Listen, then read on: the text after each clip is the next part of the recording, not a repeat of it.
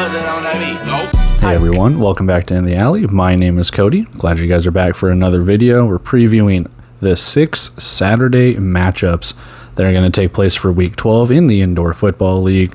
Timestamps down below as they always are. With that being said, let's get into the first preview, Arizona-Jacksonville. Let's get into it. Preview card popping up here. We are at 6:05 p.m. Central Time, YouTube and Caffeine TV, live from the VyStar Veterans Memorial Arena, Jacksonville, Florida. The 5-4 Arizona Rattlers taking on the 1-7 Jacksonville Sharks. This is not where I thought these two teams would be coming into Week 12 of the season, but here we are. Take a look at our statistical leaders for both teams. Dalton Sneed, Shannon Brooks, and Glenn Gibbons still continue to lead in their respective categories offensively for Arizona. Dalton Sneed, another game under his belt from coming back from his injury, doing pretty well, 679 yards, 14 touchdowns, still just the one pick, so not bad. Shannon Brooks running really well, 333 yards and 14 touchdowns. Question mark I have here is Glenn Gibbons. I don't believe he started in the game against Duke City. He was kind of a reserve. I don't know what has happened to Glenn Gibbons. I believe he's still leading in the receiving category. Don't fact check me, please, but I believe he is. That being said, though, he has not really been used much of late. I'm hoping that can turn around a little bit, but Jamal Miles, Corey Reed, Niger Jackson, a lot of other wide receivers, and even Shannon Brooks out of the backfield have caught some passes. I'm waiting for Glenn Gibbons to break out again. He was an early target for the first 3 or 4 weeks for Jacksonville. Hasn't really been heard of much since. So here's hoping he gets back to it. Theo Majette, Connor Taylor, and Jermaine Dobbs lead respectively in their defensive categories. Theo Majette, though, is not going to play. We'll talk about that in the injury report. He's injured. So we'll see. Connor Taylor didn't play last week. Don't know if it was just a maintenance thing, whatever. Travaris Farrell actually got into the game, so happy to see that for the first time. Jermaine Dobbs just continues to put up the stats that he does. On the Jacksonville side, Fred Payton continues to lead in rushing and passing for the Sharks. I think he's their guy going forward. I did not see Connor Blunt come off of the injury report, so unless N'Kosi Perry just usurps him, I think Payton is the guy. Jeremiah Payton takes over in the wide receiver category because there have been a lot of shakeups on the roster for Jacksonville. We'll talk about that obviously later on, but Jeremiah Payton, your leading receiver with just 244 yards. Defensively, Ulrich Jones, Chase Lassiter, and Jabari Gorman lead in their defensive categories. We'll see a lot of Jabari Gorman, a lot of defensive shakeup as well, especially on the secondary for Jacksonville. Chase Lassiter has taken over the linebacker role. Ulrich Jones just continues to be a stalwart on the defensive line. Players to watch for both teams. For Arizona, I have Corey Reed. He popped off a little bit against Duke City. 7 catches, 85 yards, and 3 touchdowns. This isn't the first time he's done something like this. He kind of comes and goes, but when he's putting up stats like that, it's kind of hard to contain this offense. So look for a little bit more of that. Like I said, if they can get Glenn Gibbons going, if Gibbons can put up a stat line like this, even more power to this offense of Arizona. Defensively, I've got Devontae Merriweather, 4.5 tackles, 2 pass breakups. Now, it's not the best stat line, but curious to see how this secondary plays against not a new offense or a new roster. The players are still there when you look at Boom Williams or Jeremiah Payton, but there's new wide receivers that are coming in. Can Arizona's defense really scramble Fred Payton and his reads? We'll see. It's been pretty easy this season, to say the least, but hey, we'll see what can go on that secondary side. Devontae Merriweather, that secondary, Dylan Winfrey, Jermaine Dobbs, we'll see what they can do. On the Jacksonville side, I've got Boom Williams. Now, not a great stat line from their game against Sioux Falls. They've come off a bye week, but 22 yards, 26 yards through the air, just the 1 touchdown. So not great, but you need to establish something here. If this is going to be a new look offense, or you're going to establish the run, you do have the Payton to Payton connection, but Is Boone Williams going to be the guy truly running the ball? They do have Tyler King come in for, a spell every once in a while. Sometimes he does start, but Boone Williams kind of seems like the guy that can run and catch out of the backfield. Excuse me. And we'll just see what goes on. I'm looking at him not to have like a great game, but can he be like the manager on offense? Can he get those yards needed, the 2nd and 3s, 3rd and 1s, things like that? You might need to rely on him and maybe even Fred Payton's legs. Linebacker Chase Lassiter for Jacksonville's defense, 5.5 tackles, 1 for a loss and 1 pass breakup. He's your guy. Sir Zion Dance is gone. Jordan Cole is gone. I mean, it's just kind of been a merry-go-round on the linebacking core for Jacksonville amongst other positions. But I think Lassiter finally has solidified himself as the linebacker going forward, barring anything else. We'll see what he can do. You're going to need to put pressure on Dalton Snead, the running game for Shannon Brooks. You got to tackle him in the backfield for a loss. What can you do as a linebacker? It's going to be a tough task for Jacksonville. Series history, Arizona leads 8-1 dating back to the Arena Football League days. If you're just banking on the Indoor Football League, Arizona leads 1-0. Last game, 55-35 Arizona, Week 7 of this year. Rattlers are favored by 12 points on the road with a locked money line and an over-under of 92.5. Let's go take a look at our injuries, rosters, bets, and predictions. All right, injury report, caveat. I did this at 3 o'clock on a Friday, so anything else that has happened between then and now, couldn't get to it. Sorry. However, nothing has changed between Arizona and Jacksonville. It's got the same short-term and season injured reserve guys for both teams. That being said, you take a quick look at it while I've been talking. Let's move on. 25-man roster, though, does see some shakeups for both sides. Looking at the away team first as we do, Arizona offensively, not really changing anything in the skill positions, but they have signed Desmond Holmes on the offensive line. Does he play? Not sure. They've kind of stayed pretty stagnant with Lay, Carter, and Mady as your offensive line. I look for more of that. Defensively, they have signed defensive lineman Earl Valls. Again, does he get in? Not entirely sure. Symes, I don't believe, played against Duke City. They had Lowry, Yates, and Pittman for most of it. Everything else stays the same for the Rattlers. We'll see who starts at the linebacker. If it was just a one-game medical thing or just a maintenance thing for Connor Taylor, or if Traveris Farrell does get in. Secondary should look the same. Dobbs, Merriweather, Winfrey, and either Hodge, Alexander, whoever. On the Jacksonville side, a lot of shakeup. Nothing in the quarterback or running back department, but wide receivers. Cam Solomon, Tamarian Terry, gone. Tamarian Terry has been traded to Duke City. Cam Solomon, I don't think, has landed on his feet. He might be in a different league. Haven't seen anything yet on him. I haven't really been looking hard either. Been focusing on this. They do still have Isaiah Johnson. He just has not really been playing. He's not on any injured reserve or anything.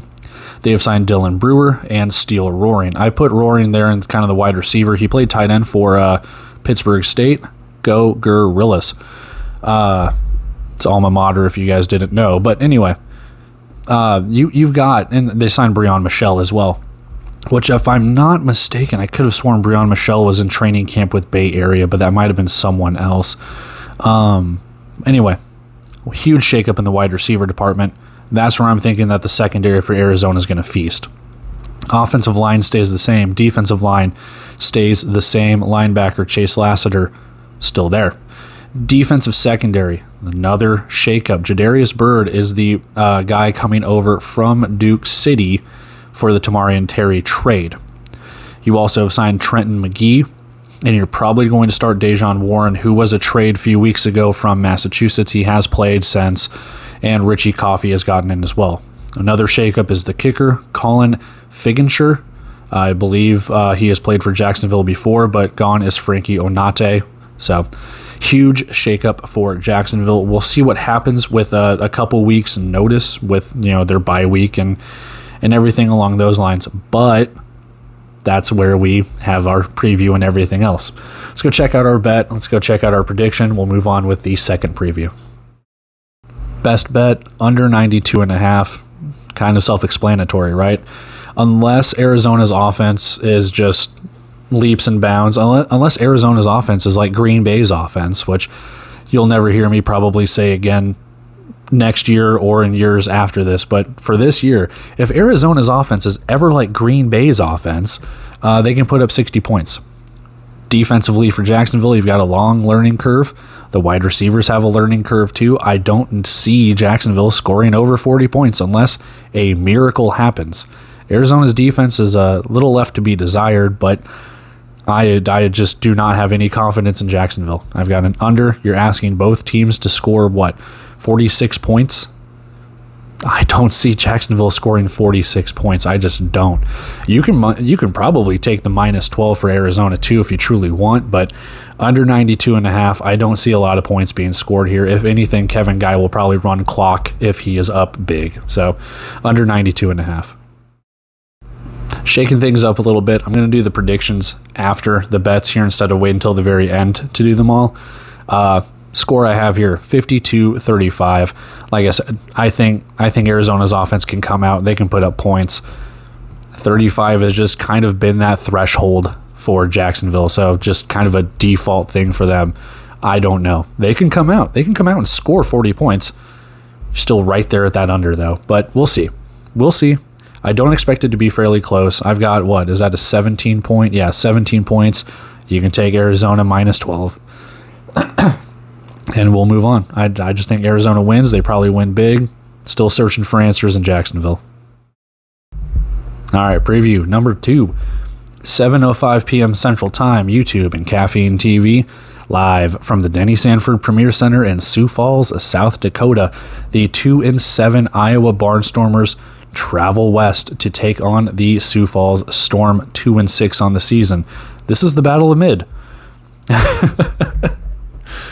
I don't know what to expect from these teams. Someone's going to have 3 wins after this week. We'll see. But looking at our statistical leaders, Kyle King, Robert Washington, and Darren Wilson takes over Keon Williams' spot in the wide receiving category.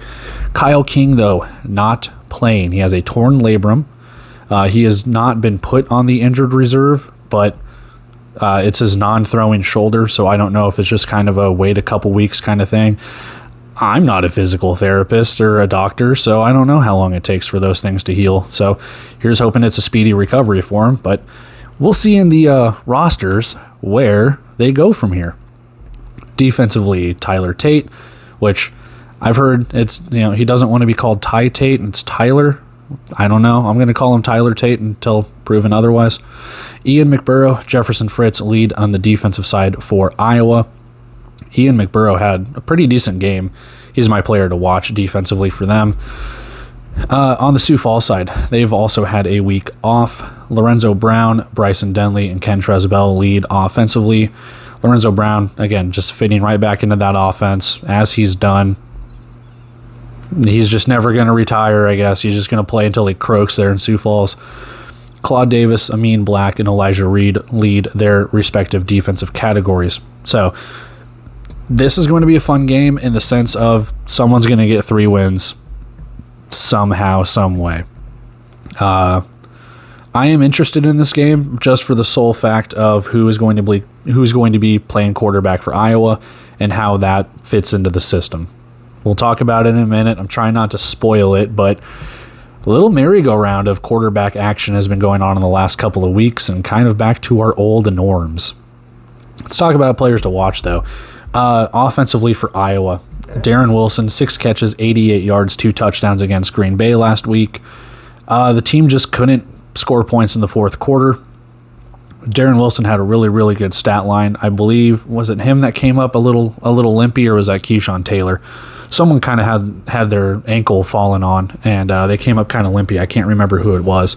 Either way, you need more of him.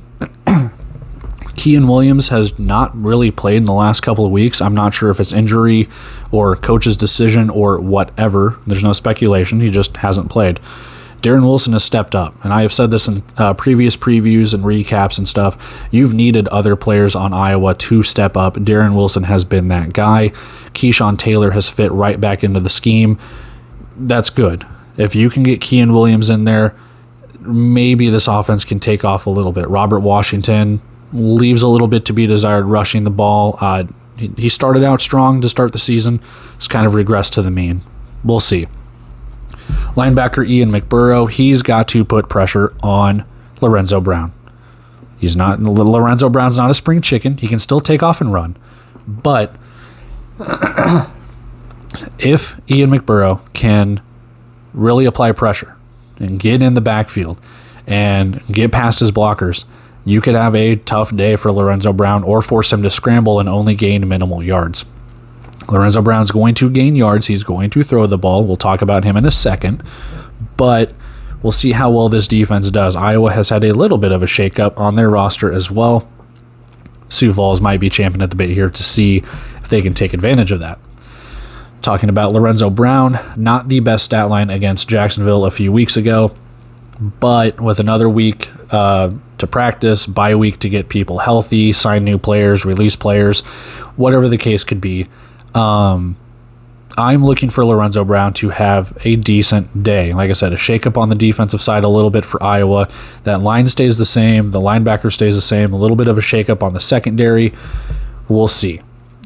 That being said, you do have some playmakers on offense for Sioux Falls. Can you utilize them? It's something I've ranted about all season. Get it to Bell. Get it to Carlos Thompson, Lorenzo Thompson. Run the ball with your with your running backs. Run it with Lorenzo Brown if he wants to. Offense needs to get going. Defensively, Laranji Vasson-McCoy, 4.5 tackles, 1 forced fumble, 2 picks. I am losing my voice. I apologize. Another fun game for him. He's got to probably cover Darren Wilson. He's got to cover Keyshawn Taylor, CJ Tate, whoever they have. And you got to lock him down. Another 2 picks. I mean, we'll see what happens. We'll see who starts for Iowa and if they can fit right into the scheme because, spoiler alert, they're back. The 2 quarterbacks they have are back from last season for a couple of games. Well, we'll see what Vasson-McCoy and that secondary can do. Amin Black is probably going to start at linebacker. We'll see. We'll save that for later.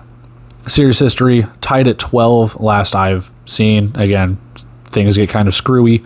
Sioux Falls won 54-47, week 17 of last year. We're in week 12, and this is the first time that these teams are meeting this year. That's kind of insane to me. So we'll see what happens. Sioux Falls favored by almost a touchdown. Money line juiced to them and an over-under of 87.5. As usual, let's go check out our injury report, rosters, bets, predictions. All right, injury report here. On the Iowa side, the only thing that's changed is Simeon Gatling has refused to report. It's self-explanatory. He's just not reporting. Still technically on the roster, just kind of a reserve. They can cut him. They can trade him. They can activate him, but he just refuses to report, so he's not going to play. On the Sioux Falls side, they've got some players coming off short-term injured reserve. Ty Cobb, Amin Black. I believe that they have released Isaiah Blackman, so we'll see what happens. Doesn't mean he can't be re-signed, but that's what we have right now. Otherwise, everything else is just kind of more of the same. 25-man roster. Let's dig in. Changes on the Barnstormer side. Daniel Smith. Welcome back to Iowa, man. They signed Zach Reeder last week to back up Darius James Peterson. Darius James Peterson, cut. You're gone. Zach Reeder and Daniel Smith are back. Who starts? We have this whirlwind quarterback carousel that has been going on for the last couple of weeks. Andre Sale coming back to Tulsa. Now you have Daniel Smith and Zach Reeder back to Iowa. Can E.J. Hilliard come back to Quad City? I don't know. Lorenzo Brown's gone back to Sioux Falls. I mean, go get... God, I don't even know. Go get freaking Caden Walters. He was at Sioux Falls. You go put him back on Northern Arizona. Anyway, getting off topic. Who starts? My money's on Daniel Smith. Zach Reeder's been there for a week. I don't know if things have changed in the scheme. Daniel Smith has started for Tulsa until getting traded to Tucson and then signed by Iowa. I don't know if it was a trade or a release and sign. So we'll see. Running back stays the same. Wide receivers, they have signed Sinquay Grant, which I believe he was signed last week, and they have signed Vaughn Van Dam. So will they play? I don't know. There might be, like I said, that injury to like Wilson or Taylor. Someone, like I said, a couple of guys limped off. I think CJ Tate was limping really bad. And like there's a scene last week where Mogensen was literally like, get down, you're wasting time. So he had to fall down. And I think it was late in the game or something like that. It's kind of funny. Offensive line stays the same. Defensive line stays the same. Linebacker stays the same. And on the defensive side, they had Sincere Mason play a little bit on special teams and a little bit on the defensive side, and they have signed/traded for Jelon Owens, who played for Frisco, and they've traded for Lacavius Daniel from Green Bay. So shaking things up. They've also traded Tyrell Pearson. I cannot remember where he is for the life of me. Do not quote me. So I believe he's with Frisco. I think that was the Jelon Owens, Tyrell Pearson trade.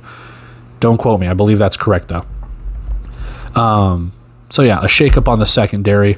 Can Sioux Falls take advantage of that? We'll see. On the Sioux Falls side, they've signed backup quarterback Jaya Wright. Everything else, skill position stays the same. Ty Cobb off of the offensive line side. He is there to help out there. Nothing defensive line side. Lamin Black is going to be there for the linebackers. And the secondary, Rome Weber, Cedric Wilson, Elijah Reed, Cam Harrell, everything really stays the same. I swear I missed somebody, but I could be mistaken. I think I am mistaken. Okay. Anyway, that being said, rosters are set for this game. Let's go take a look at our bet. Let's go take a look at our prediction. We'll move on. Best bet under 87.5. You can also take the spread for Sioux Falls.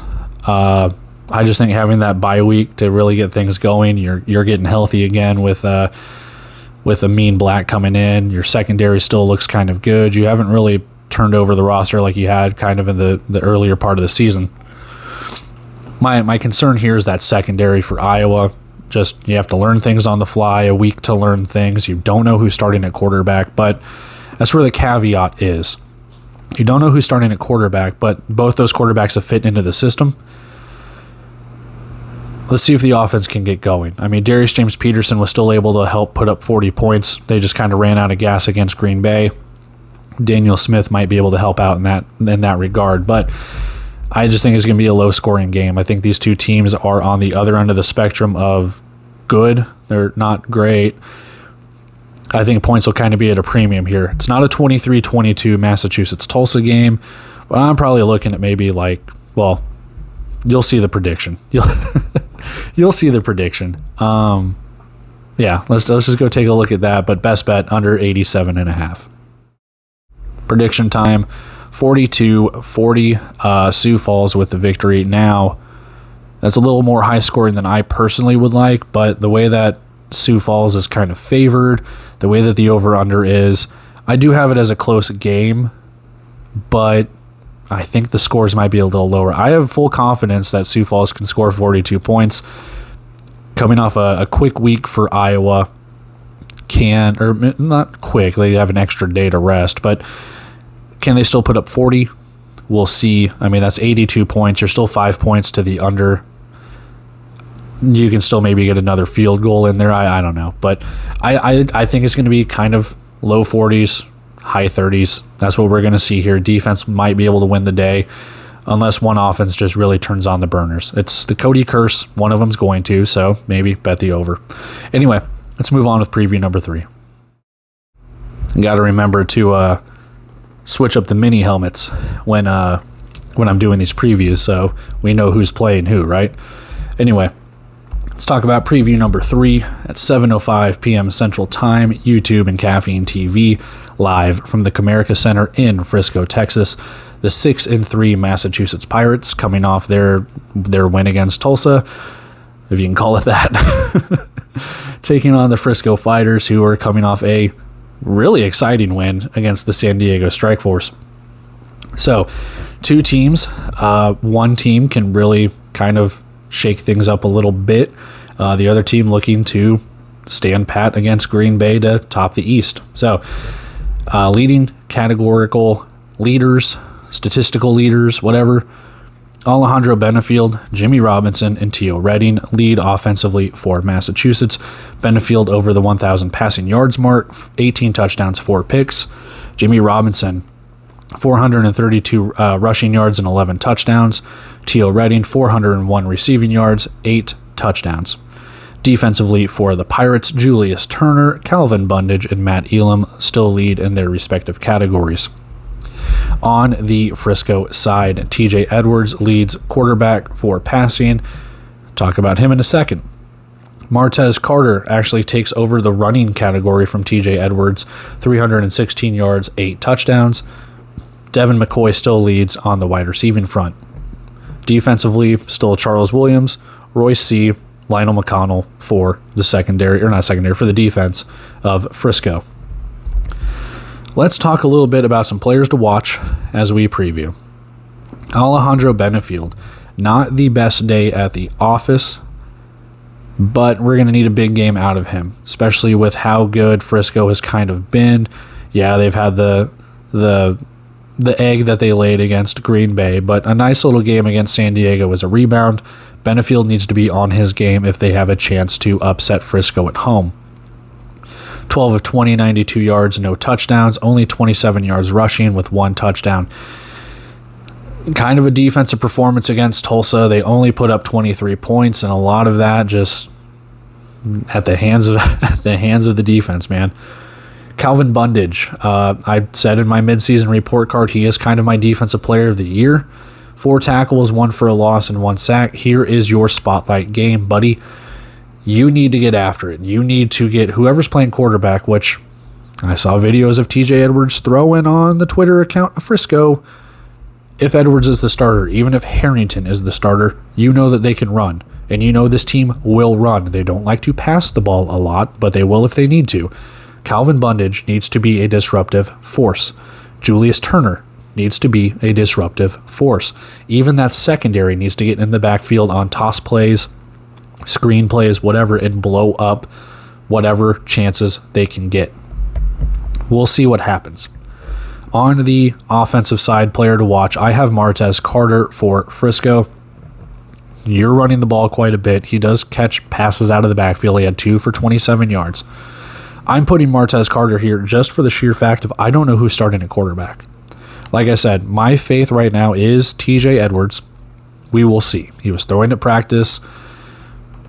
Harrington has started the last couple of games. Do they give another week for Edwards to fully recover? Is he already fully recovered? Don't know. So, Martez Carter, Mr. Meatball, run it down their throats. Break those tackles. You know, you only had 43 yards against San Diego, but this is a different defense. San Diego's defense kind of really shut you down in the running game, but not really. We'll see.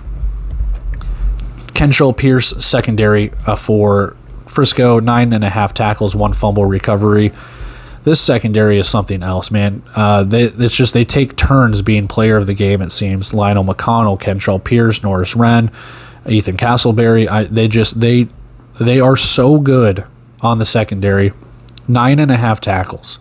Now, granted, it's against San Diego. They're going to throw the ball all over. Kentrell Pierce had to make tackles.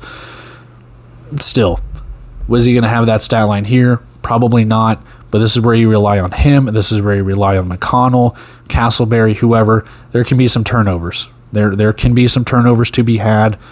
We'll see. I'm looking for that secondary to make some plays. You're going to have to go up against Isaac Zico. Spoiler alert, he's back. We'll see what that chemistry will look like for Massachusetts, but ultimately, we'll see what Frisco can do. Pirates lead the series history 4-2. Their last game being Week 12 of last year, 72-58, and a fun barn burner. Massachusetts ended up pulling away. They won. Frisco, though, favored by 9 in this game with a very juiced money line, over-under of 86.5, so not a lot of points with a semi-big spread, dare I say. Let's go take a look at our injury report, rosters, bets, and predictions. Injury report popping up. Off the season injured reserve is Isaac Zico, as I alluded to earlier. Does he come back in this game? Probably. We'll see how that affects the offense of Massachusetts. Darren Carrington does get put on short-term injured reserve, probably to make space for that. And they've just kind of either taken some players off, I can't remember, we'll find out, or they've released them. Hassan Beydoun just lives on short-term injured reserve, so that's pretty much it for Massachusetts. On the Frisco side, the only change, Adrian Hernandez off, Desmond Rayford on. Nothing else changes for the Fighters. Let's go take a look at our roster. All right, 25-man roster popping up. Taking a look at the away side first, as we do, nothing changes offensively. From the offensive line, wide receivers, they get Zico back. That's really it. Anything else stays the same. Defensively, Pirates have signed Vantrell McMillan. They have had Israel Antwine on there as of last week as well. We'll see what they do. One of those guys probably has to start. We'll see. Linebackers, Jaden Woodby is more or less going to be a secondary guy, but they have him coined as a linebacker on the roster page. Calvin Bundage will probably be your starter. Defensive secondary, Hafford, Elam, Ford. They had Fagan play. Woodby's been in there as well. We'll just kind of see how they go from that. And Callum Sutherland starts as your kicker for another week. Frisco side, offensively, they have signed wide receiver Cameron Buckley. Richard Turner finally got into a game last week. And Adrian Hernandez is off the injury report. Other than that, nothing really changes for the offense of Frisco. Defensively, they're going to be a little lean. Solomon Wise, Charles Williams, and Jacarius Smith are your three starters, presumably, on that line. So Adrian Hernandez does play offense and defensive line. We'll see if he gives them a break, given the circumstances. Royce C., probably your starting linebacker. And in the secondary, Carlos Crawford, McConnell, Pierce, Castleberry, which now makes me think that I said someone that got cut, which, sorry. But Tyrell Pearson is your trade partner for Iowa. He does come over for Jalon Owens. We'll see what goes on there. But a little bit lean on that defensive side for Frisco. We'll see how fatigue plays into the game. I forgot Bryce Crawford also there as well. But anyway, yeah, we'll see what goes on with that.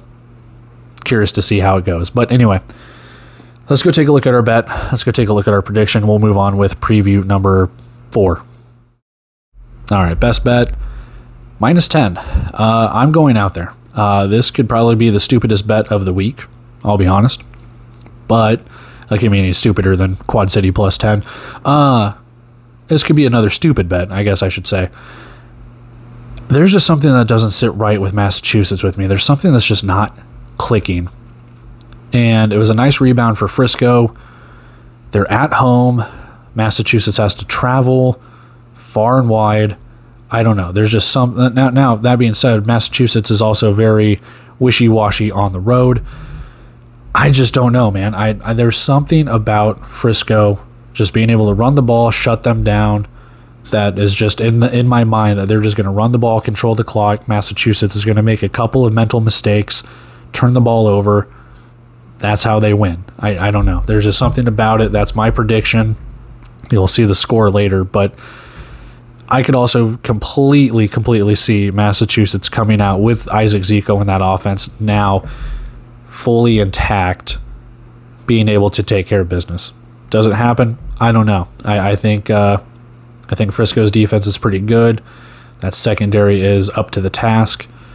I think Frisco just kind of wins this one, man. I don't really have anything other than vibes for this one. There's no statistical thing that I'm going to throw out there. There's nothing where it's just like, yeah, well, they're the number 1 defense or number 2 offense. I just think Frisco is probably a little bit better here.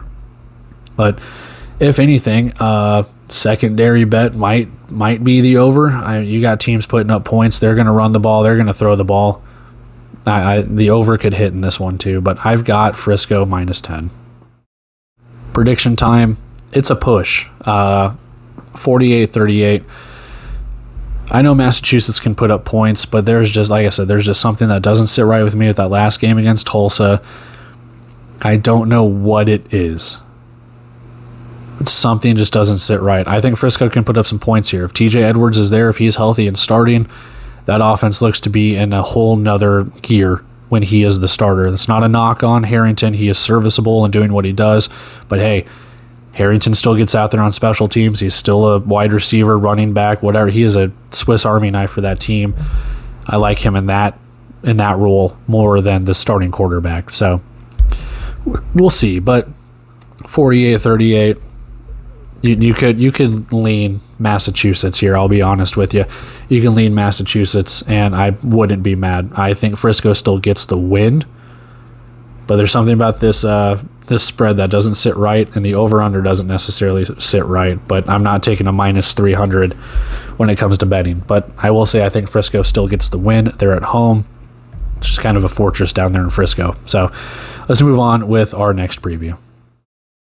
All right, next preview, 7:05 p.m. Central Time, YouTube and Caffeine TV live from the BOK Center in Tulsa, Oklahoma. The 5-4 San Diego Strike Force traveling to the middle of the country to take on the 3-6 Tulsa Oilers. Both these teams coming off of losses that, I mean, we just talked about the teams that beat them, but should they have been wins? I don't know. They didn't play well enough to get the wins, so they are losses. Looking at our leading statistical guys, Nate Davis, Chance Bell, and Jordan Kress lead for San Diego. Jaquan Artis, Sherrod Williams, Justice King lead on the defensive side for the Strike Force. For Tulsa, Andre Sale, Gerard Ware, and Alexis Rosario for the offense. Noah Lyles, Jordan Jones, Trey Harvey lead for the defense. Not really much to say here. For this game, I don't know. There's something about Tulsa to me that just nothing's there, man. They have not shown up offensively. They don't have a running back. What is their identity on offense? The defense can still stand firm. The defense held Massachusetts to just 23 points. The offense only scored 22. I don't have a good gauge on Tulsa, and if I do have a gauge, it's not a good one. You're going to go up against a Strike Force team that is going to probably put up points here. What can I say? Let's talk about it. Players to watch. Jordan Kress, 6 catches, 40 yards, 1 touchdown. You know Nate Davis is going to look for him. You know Nate Davis is going to throw the ball. He's going to look for Arthur Jackson. He's going to look for Elijah Lilly. He's going to look for Chance Bell out of the backfield. Anyone else, Isaiah Cox or whoever's still in there, we'll talk about it later, but this team's going to put up points, man. Can that defense shut down San Diego? That might be the only way Tulsa has a chance in this one. I will be honest with you. Defensively, the Strike Force, for the Strike Force, Justice King, 9 tackles, 1.5 for a loss, and 2 pass breakups all over the place against Frisco. He needed to be, came up just short. Some kick return touchdowns kind of ruined their day, but what can you do? For Tulsa, Montero Dubose, 5 rushes, 12 yards, 6 catches, 43 yards, and a touchdown. And I'm putting him here not to gripe about him, because that stat line leaves a little bit to be desired. But as I just said earlier, what is your offensive identity?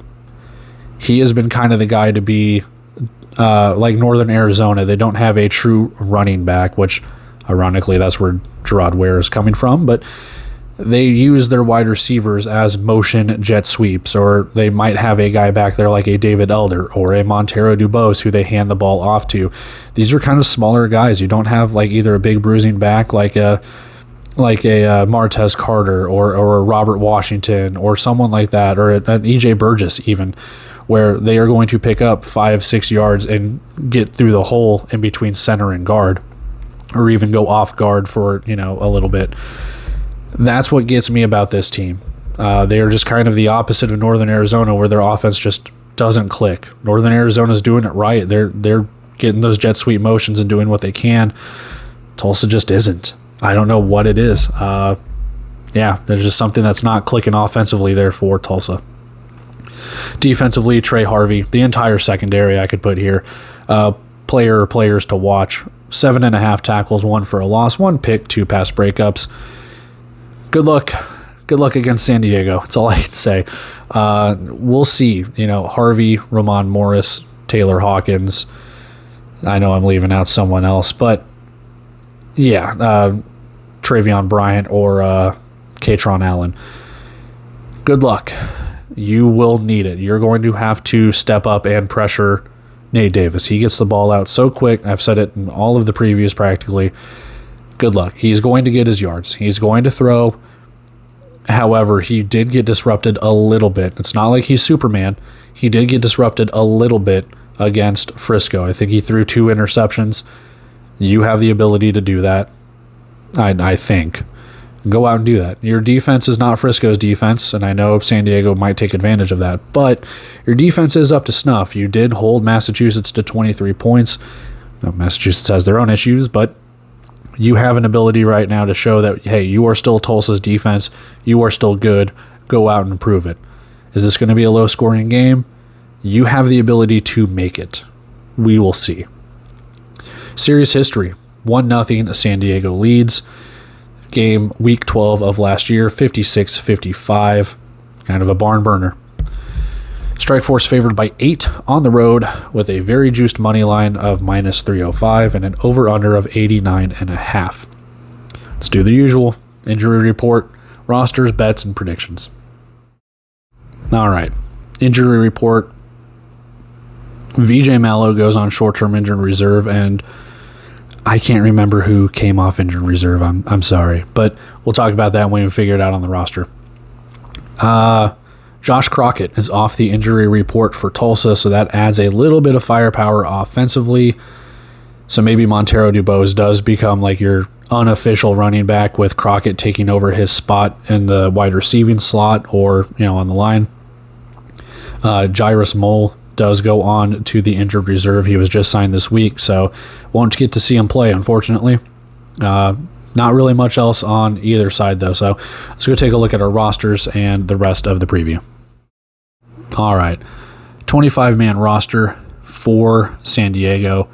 Nothing changes offensively except they have signed Clayton Bradley for the offensive line. We'll see if he gets in. If they've signed someone, common sense would say that he's either there for a depth role or one of those 3 guys, Williams, Booth, or Barry, might not be playing. Might be a little dinged up. We'll see, but who knows.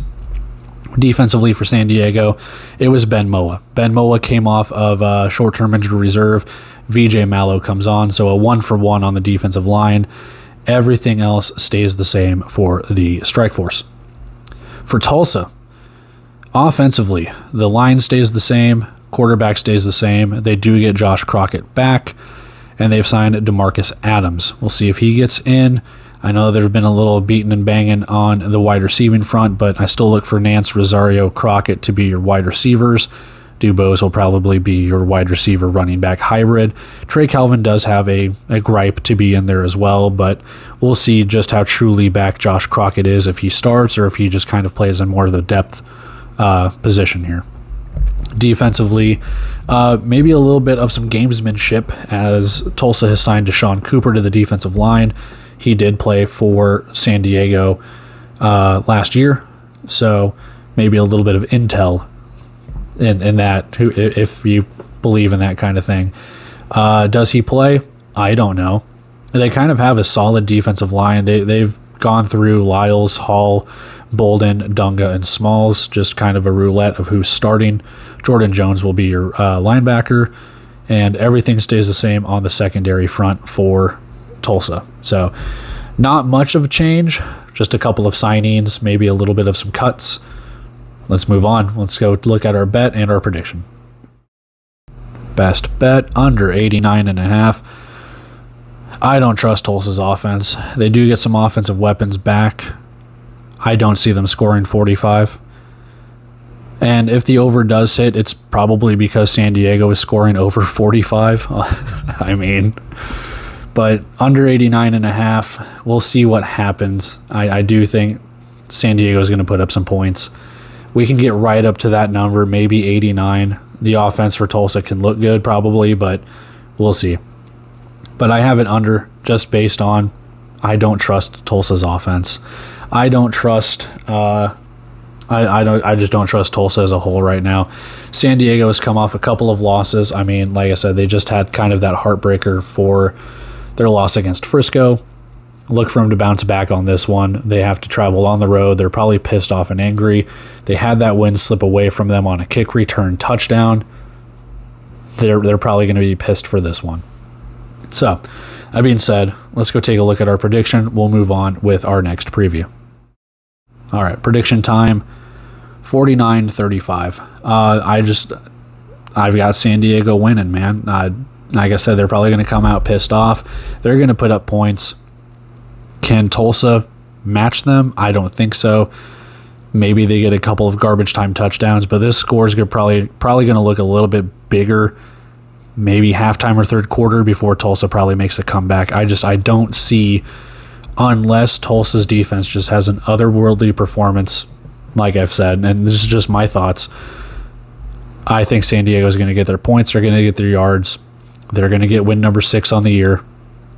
Tulsa drops to 3-7, and they've got a battle with the winner of Iowa and Sioux Falls. So, that being said, let's move on with our next preview. And San Diego wins it.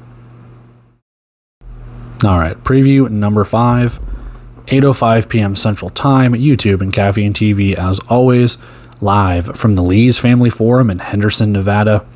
The Northern Arizona Wranglers heading to Vegas to take on the Vegas Nighthawks. We've got a doozy of a game here. You thought we had one good game between Massachusetts and Frisco? Boom, 2 good games. Now we got Northern Arizona and Vegas. Deal with it. I'm looking forward to both of them. This should be a fun game. We got 2 explosive offenses. They can run, they can throw. The defenses are pretty similar as well. This is going to be a big, big litmus test for Northern Arizona. So, let's take a look at our statistical leaders. Josh Jones leads in rushing and passing. He has almost 2,000 yards. He's got 1,900 yards of offense. This guy is good. 33 touchdowns, 3 picks, 10 touchdowns rushing. His counterpart, I'm just going to speak on Vegas right now, his counterpart, only 2 more yards rushing with 19 touchdowns in Jerome Johnson. He has 500 less yards passing, 23 touchdowns, and 4 picks. I've said in my preview for mid-season awards and things, I thought Jerome Johnson is more of an offensive player of the year. I might renege on that and say that Josh Jones might be in that category. Mainly due to the fact that he just has not really been benched since the first game against Arizona when they had Dylan Sterling Cole come in. Jerome Johnson is, I'm not going to speculate, he's been benched. He is, I guess, not played up to snuff according to his coach's standards, and there's a reason for it, I guess, behind the scenes. And again, not to speculate or anything, just from what I have personally seen, there's a reason why Jorge Reyna comes in some situations. I don't know. So, that might hurt him down the road when it comes to statistics, when it comes to awards or first team, second team, all IFL, whatever. Leading for the receiving side for both John Maldonado, Quentin Randolph. For Northern Arizona, Wallace Cowens, Kalen Hicks, and Malik Saunier. And for Vegas, it's Gabe McCoy, Mikel Calhoun, and Bryce Hampton. So, like I said, this should be a really, really fun game. I'm looking for both defenses to step up to the task. We'll see what happens for both teams running the ball, quarterback scrambles, what kind of pressure, does each team apply defensively, how open do the wide receivers get, what kind of coverages are they playing. This is going to be a fun game. This might, if it holds to its standard, this could be a game of the year. Josh Jones is the player to watch. 14 of 25, 248, 7 touchdowns, 8 rushes, 21 yards, and 1 touchdown against Tucson. Pretty good performance, if I do say so myself. You need more of it, though. This is going to be, like I said, a tough task. Vegas's defense is all right. Okay, cloud passing over. Can this team break through and upset Vegas? Biggest question of the day, obviously, but we'll see. Defensively for Travion Banks, 4 tackles, 2 picks against Tucson. You're going to need to spy look at Jerome Johnson's eyes, Jorge Reina's eyes, whoever they have starting at quarterback, it seems, and can you pick off more passes? Can you cover Quentin Randolph? He's coming back. Can you get after Jonathan Johnson? They just signed Justin Collins. Or can you cover Antonio Wimbush out of the backfield? Or if he lines up as a wide receiver? That's going to be the question. It's going to be up to Malik Saunier. It's going to be up to Gervin Hall. We'll see. You're also going to need Kalen Hicks, former Vegas linebacker, to really apply that pressure. Really get in there, disrupt things, disrupt that timing, and maybe get Jerome Johnson benched again. Who knows? For the Vegas side, Antonio Wimbush, not the best day. Now, granted, they're coming off a bye week. Not the best day from their upset loss, but you need to rely on him. He is the true running back. He could be the guy that determines this game for them. If you have troubles with the offense, look for him to come out of the backfield. He 58 yards, over 10 yards per catch. Can he run the ball more effectively? We'll see. Northern Arizona's defense does like to stop the run quite a bit, but we'll see what happens when it comes to that offense. Like I said, Quentin Randolph there, Jerome Johnson there. Is there enough ball to go around if this offense is firing on all cylinders? Let's see. Defensively, Mikel Calhoun, it's the same thing with Kalen Hicks. You got to pressure Josh Jones. You know he's going to run. You know he's going to take off. They're going to do their jet sweeps. They're going to do their motion handoffs. How quickly can you get into the backfield and disrupt it? Can you limit the amount of yards that they gain on these? 1 or 2 yards instead of 4 or 5. We'll see. Got to be on your toes for this one. Mikel Calhoun has started out hot. He's gotten injured. He's kind of cooled off a little bit. Now is going to be the game, the spotlight for you to sit there and say, hey, I'm still here. I'm going to prove it. Series history, Northern Arizona leads 4-1. Their last game, 36-27, week 7 of 2023. You feel like these two teams have played more recent than that, but they haven't. It's weird. This is their first matchup of the season coming in week 12. I don't know. I feel like these two teams have already played, and they haven't. Vegas, favored by 10.5, locked money line over-under of 100.5. So let's go take a look at the rest of the stuff, and we'll continue with the preview. Injury report for Northern Arizona. Cohen Russell is added, and someone comes off. I can't remember. We'll take a look. For Vegas, they add Eric Douglas, and I believe they've gotten a couple of people off their short term as well. So not much on either side. Let's go take a look at those rosters, bets, everything else. 25-man rosters here offensively for Northern Arizona. Nothing really changes. Defensively for Northern Arizona, nothing really changes. From what they've had to today, they've really just signed a couple of guys, released a couple of guys, put a guy on injured reserve, and that's it. So we'll move on to Vegas. Offensively for Vegas, they have signed Fred Laina on the offensive line. I hope I pronounced that correctly. And they have re-signed Justin Collins from earlier this year to help out on the wide receiving front. Defensively, they got Jerry Garner back from the short-term injured reserve. We'll see where Gabe McCoy fits in on the defensive line, if he is there, or we'll see what happens. Most of the time it's been, if fully healthy, they've had Jackson Garner and Lee Autry for that defensive line. We'll just kind of see. Mikel Calhoun, probably your starting linebacker. And then they have signed Darius Williams from Massachusetts onto the secondary with your same guys as Hampton, Caesar, Flowers, and Hausman for Vegas. So not a lot of changes, maybe just a couple of signings, what have you. There's your rosters. Let's go take a look at our bet, prediction, move on with the final preview. Best bet, plus 10.5 for Northern Arizona. You can also take the over in this one. I think there's going to be a lot of points scored. 100 does look a little high for me, just based on the fact that both these teams kind of run the ball. So I'm kind of weary on that one. But I think this could be a punch-for-punch battle with plus 10.5. Like I think Vegas could probably win by a touchdown, but plus 10.5 is quite a bit for a Northern Arizona team that has just been kind of clicking a little bit on offense lately. So I've got Northern Arizona for that. I think they're going to be pretty good. Can they pull the upset? We'll find out in the prediction. You just kind of heard it spoiled a little bit earlier, but hey, you never know. Wait for the next segment. I got plus 10.5. I think Northern Arizona can cover. Let's go see what we got. So I got a little bit closer, 48-45. I got Vegas winning this one by 3. Like I said, I think this is a punch-for-punch game. It doesn't hit that 100.5 threshold, but it's still a pretty high-scoring game. I do think both these teams are going to put up points.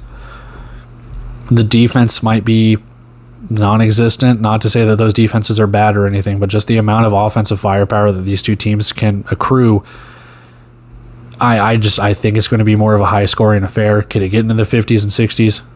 Maybe, but I don't know. At some point, something's got to give here. I've got 48-45. Vegas takes the victory, albeit a slim one. I would be shocked. I'll be honest. I would be shocked if Northern Arizona does pull the upset. If they do, it's not the upset of the year, obviously, but it does put a good feather in Northern Arizona's cap. I just don't see it. Coming off a bye week, getting players off injured reserve, getting healthy, I think Vegas is just the better team in this one. But that's why you play the games. Let's go take a look at our final preview, and we will get on out of here. All right, final preview of the night. 8:05 p.m. Central Time, YouTube and Caffeine TV, live from the Tucson Arena in Tucson, Arizona. The 0-8 Duke City Gladiators traveling to Arizona to take on the Tucson Sugar Skulls, who are 2-6. You thought the Battle of Mid was between Iowa and Sioux Falls. This is the bigger Battle of Mid, baby. You can't have all good games all the time, okay?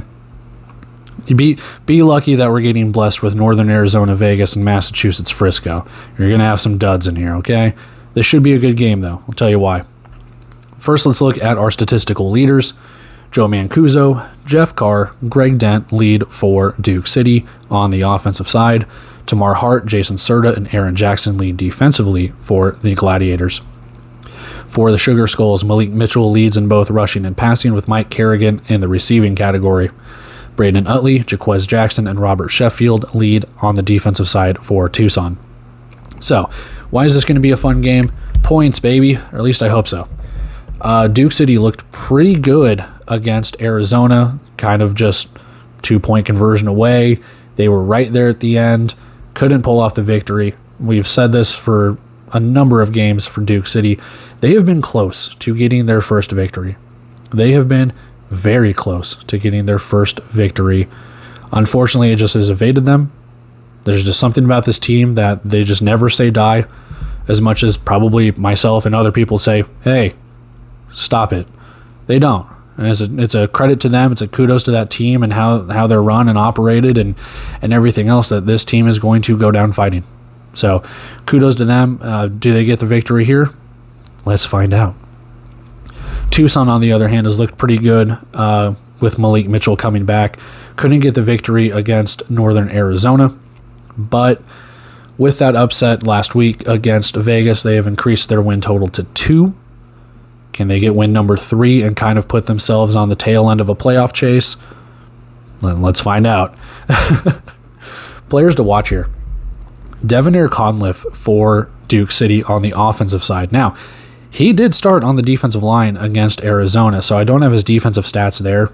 His offensive stats leave a little bit left to be desired, but we'll see where he plays. He's a little bit of a Swiss Army knife. He does play special teams. He's all over the place. He is just a big bowling ball. I'm curious to see what they do with him for this week. If he does play on the defensive line, more credit to him. You need someone else to step up on offense, whether it's one of those wide receivers. We'll find out.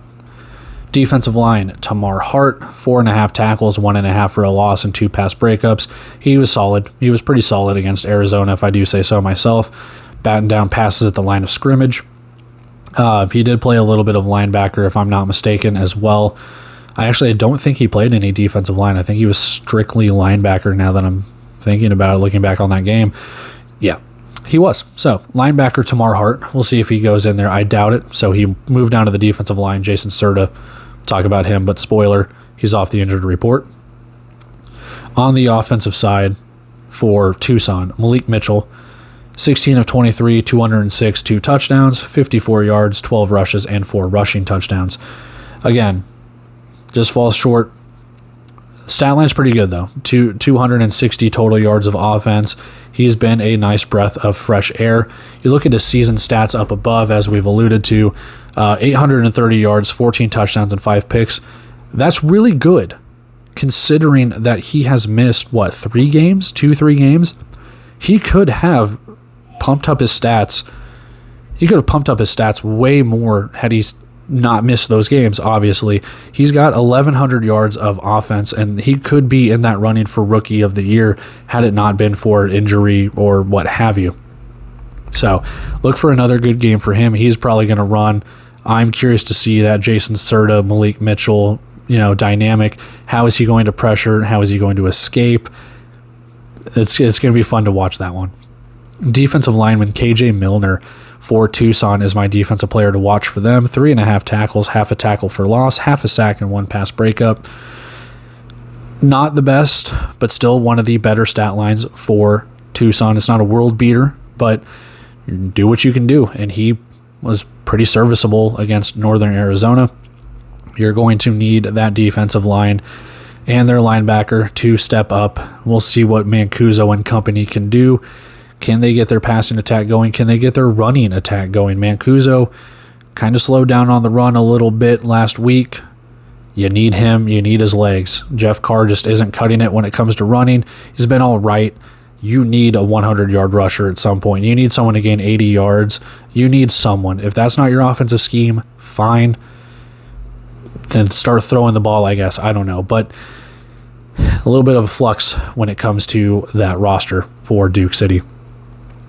Series history, Tucson leads 7-2. Week 4 of this year, Tucson's second win after their upset against Vegas.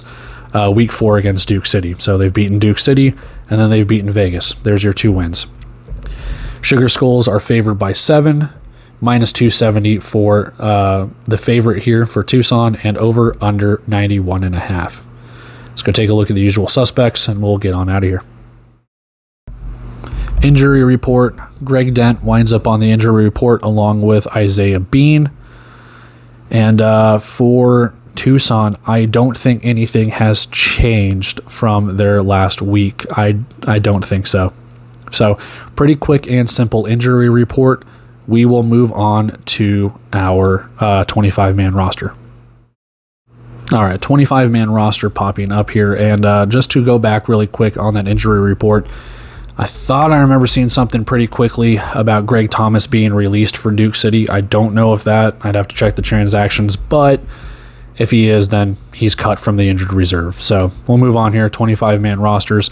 Offensively for Duke City, is this the week Tamarian Terry comes in to help out with that wide receiving core that is pretty stacked? When I mean stacked, I mean they got a lot of guys, a lot of depth. Lou Dorsey also comes over. He played a game or 2 with Tulsa to start the year. And it's usual suspects, Sloan, Conliffe, Laughinghouse, and Gonzalez with Daniel Kroll also. Offensive line stays the same. Defensive line stays the same. Serta is back. They have signed Jamel Williams, which begs the question, is he there as depth, or is Serta just not 100%? We'll find out. On the secondary, Pruitt, Holmes, Powell, Jackson, and Claiborne round out your secondary. They kind of ran with those guys last week, so probably more of the same for them in that regard. On the Tucson side, offensively, they have signed Taj Breithopt for the offensive line. They have quite a bit of offensive linemen, but I've not seen Cody Bullig play. I don't know. He's still on the roster. I have not seen anything that says otherwise. They've kind of gone with Johnson, Carter, and Nicholson for the most part. We'll see if Breithopt gets in. Usual suspects at the skill positions: Sapp Lynch, Jones, Kerrigan, Gibson, Brian Smith, and Demisio Ewing. More of the same. Defensive line stays the same. Linebacker, they have traded for DJ Ford from Vegas. So does he get in over Jaquez Jackson? I'm not sure. It might just be more of a depth thing, but we'll find out. Secondary for Tucson, still the same. Rakestraw, Sheffield, Ingram, Durden, and Lyons. Fatinos rounds it out. So more of the same, just a couple of signings, trades, what have you, for both teams. Nothing really shaking things up. We'll carry on. Let's go take a look at our bet, our prediction, and we'll end the preview. Best bet, over 91.5 points. Just score. It's an 0-8 team versus a 2-6 team. Just score points, man. Just score. That's all I want. I want a good, fun battle. I want these two teams to light it up for 50-plus points, and it comes down to the last play. Something, man. If it doesn't, I'm sure the defenses will stand pat, and you have a nice little Massachusetts-Jacksonville or Massachusetts-Tulsa game where it's just a nice, 20 points each. I don't see that happening. I think these two teams are too good to not put up points. I say too good, 0-8 and 2-6, but these two teams are too good not to put up 40-plus points. That's all I'm saying, man. That's all I'm saying. And that can still hit the under, which sucks, but I just want a good game. Good, clean game, baby. I'm hoping the over hits here. Mancuso comes out firing. Malik Mitchell comes out running. Let's get after it. But over 91.5 is the best bet. Let's move on with the prediction. Prediction time, 49-38. 11-point victory for Tucson. I will have this caveat. It won't surprise me if Duke City wins. It won't. If this game, what am I trying to say here? This might be the last chance for Duke City to get a win. Honestly, I mean, I'm sure there's other games down the road in the future or anything. I know it's on the road. You have an opportunity here. You had a chance to tie Arizona. You had a chance to go. You were leading Arizona at Arizona. This is not Arizona. You have a chance to win this game. I wouldn't be shocked. I might be rooting for you in this one. I still think Tucson's the better team, though. Doesn't mean upsets can't happen, but I do think Tucson, at the end of the day, does pull away with a victory. I do want some points. Now, that being said, what I have here, 49-38, does not hit my over of 91.5. I'm not hedging. I'm just saying I do want some points here. Does it look like it's going to hit? I don't think so. But I'm hoping for points. I'm hoping this prediction is completely wrong and we hit an over of 91.5, regardless of who wins. But if you're telling me right now, make your prediction. Who do you think wins? I got Tucson by 11. So here's hoping that doesn't come true, especially for Duke City fans or whoever watches. But over 91.5, you got to root for winning some money, right? I don't care who wins. Let's just win some money. I do think Tucson does win, though. At the end of the day, I think they're a better team. I think they'll just have a little bit more firepower. Malik Mitchell's going to be able to run. That's how I got it. So let's go wrap this thing up and we'll get on out of here. All right, wrapping things up. You've seen everything from previews, bets, rosters, everything, anything in between. I'll keep this short and sweet. Try and keep it under a minute here and get on out. That's it for the Week 12 previews. We'll be watching the games tonight. Finally have a little bit of free time to catch up on everything Week 11 and into Week 12. So hopefully I can get everything out here within the next coming days as the games progress. That being said, I appreciate you guys for watching and taking your time out to watch this, whether it's the whole preview, because I'm sure this is going to be over an hour, or if it's going to be, segmented up. We'll have the timestamps and things along those lines. And then, we'll just watch the games tonight, get ready for Week 13. We've got single digits left for weeks to play. Playoffs are starting to heat up, so let's get after it. Let's have a fun Week 12, and with that being said, I'm taking off here. Going to go enjoy the rest of my day with my family before games kick off at 6. Until then, guys, I will see you in the next video. See ya. Why you trolling like a bitch? Ain't you tired? Trying to strike a chord, and it's probably A minor.